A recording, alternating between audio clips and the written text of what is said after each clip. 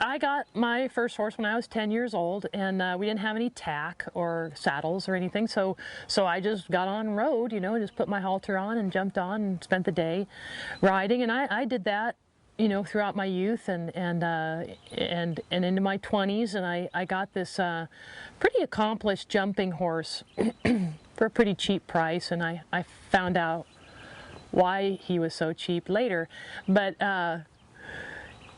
I was riding through this one section of kind of a crowded area in Santa Barbara, and the horse was acting up a little bit, and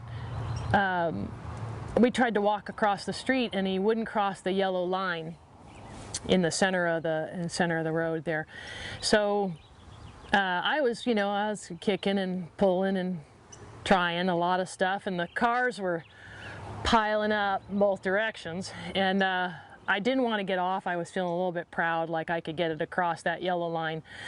And in that stack of cars was a friend of mine, and she hollered out the window at me that I need some help. And I said, no, I think I can get it done. I think I can get it done. And she said, well, I think you need to take that horse up to the Buck Brannaman Clinic at the Thatcher School.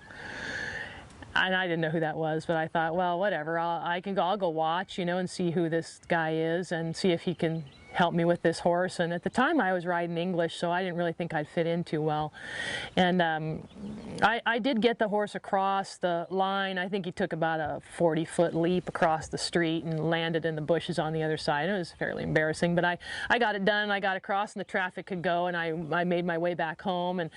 And Barb called me a few days later, and she said, you know, come with me and let's go watch. And so this was probably about 1989 or 90 something, 91, somewhere in there. And I went and watched, and I thought, well, this horse needs that, and I need this more than I even want to say I need that. So so that was it. I cobbled together as much money as I could, and I went as often as I could to the clinics that Buck had in the area, and that kind of started my change on the horses. And that horse that jumped across the street that one day, he and I made some pretty good strides after going to a few clinics, and unfortunately he died suddenly, and I never got to really finish what I started with him at the clinics, or what I had hoped to start. And I'm sure I kind of fouled up a whole lot of stuff with him, but I kept on kind of plucking away at it until I felt like I was getting to understand it. And there was a whole lot of light bulb moments in there when I started riding with Buck, and understanding, or trying to understand, some of the things that were going on in the clinics, and then trying to go home and do it on your own was pretty challenging for me. And having to change from an English rider to a Western rider was another challenge. And you know, at the time Santa Barbara was a lot of English riders, and so me with my Western saddle, we kind of stuck out a little bit like a sore thumb. But then I just kept doing it and just kept doing it. I was determined to get better at it, and I guess I did, because a few people asked me to help them out with their horses, and this was maybe when I was in my 20s, and I was pretty sticky in the saddle. I could stay in the saddle pretty good, even on a pretty wild horse. So I got some gumption, and I took on a horse that had some problems with its rider, and I decided to try and use these methods that I'd used and learned from the clinics that I'd gone to help this horse get a little bit better, and then maybe teach the rider to come along too. I remember that rider was a little bit resistant to my methods of helping that horse, teaching it some of the groundwork and moving its feet around. But I kept at it, and I think I did it for pretty much no money at all, and just because I really wanted to show that I could do this, and maybe she'd tell some more people that I taught her some new things with her horse. So that went along for a little while, and I felt like I made some pretty good progress with that horse, and then the rider did get pretty interested and saw some changes in that horse, and they might, at that point in my life, might not have been great changes, but they were enough that not only did I kind of catch the fever, but so did that gal. And back then, I'm talking like 95 or something, 96, you know, nobody even knew anything about riding this way. And so they thought I was just kind of a little different, you know, rider. She does kind of some different stuff down there. Then the more I tried it, the more people realized that the horses were changing. I got a few extra people asking me to help them out. So at the time, I always kind of had another job doing something else, but I always had the horses. I always had the horses since I was 10 years old. I kept horses with me all through school and rode some and owned some, and I would own a little boarding facility and keep a few horses just so I'd have a place to keep my own horse. And then people started to ask a little bit about me helping them out with their horses and their riding, and that kind of built itself up a little bit.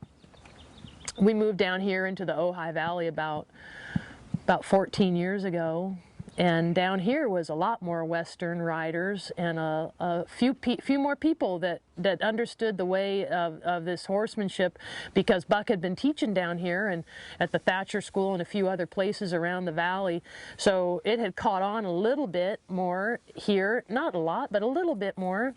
And I was at a boarding facility and I was taking on some clients. I was starting to teach a few people and take on a few problem horses. I even took on a couple of wild Mustangs that were pretty challenging horses for me. Then I was, you know, kind of getting a little closer on to into my 30s, late 30s by then, and having some kids. So I slowed down a little bit more on the wild horses and the problem horses, but I'm not shy to take them. I just got one in today that maybe she has a few little problems that might crop up, but my passion really is for the horse and rider, for even a person that has a real nice show horse. Maybe they're missing a little something in their ride that could make that show horse even better.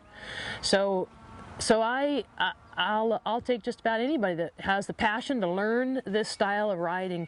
And like I said before, sometimes, you know, people come to me and they say, well, this natural horsemanship stuff, you know, you're just riding bareback with no bridle. That's just as natural as it comes, right? And so I have to kind of re-educate them a little bit on that term. That term natural horsemanship has kind of gotten a little tarnish on it because people think of it as something sort of different than what we're really trying to teach. And like I said before, it's just about getting that horse to move real naturally and having the person feel that balance and rhythm and timing, and how much they can help that horse and how much that horse can help them be a better rider, and that horse to be a better performer through that timing and balance and feel. So once they kind of get that in their head, then they kind of like it, and they'll go one way or the other. I find they'll really get into it, and this is it. They're just married to it, and they're really interested in their saddle fit and everything about the dynamics of what they're doing and how it helps that horse, whether it's their saddle, their bridle, or their headstall, their lead rope, their halter. Or they'll say this really isn't for me, and that's no problem. They might pick up a little bit something and then they'll move on to doing something else. But the people that stay, I find they're invested, and they want to go to the clinics, and they want to get good, and they want to be as good as me or the next guy above me or gal or person that they're riding next to or with or the day before. Or they have their own goals, and I just hope I can kind of help facilitate that and make them a little better rider, make their horse a little more relaxed and maybe a better performer for them, and then move them down the road, whether that's for them to be in a show pen, or just being a better trail rider, or just a better pleasure rider.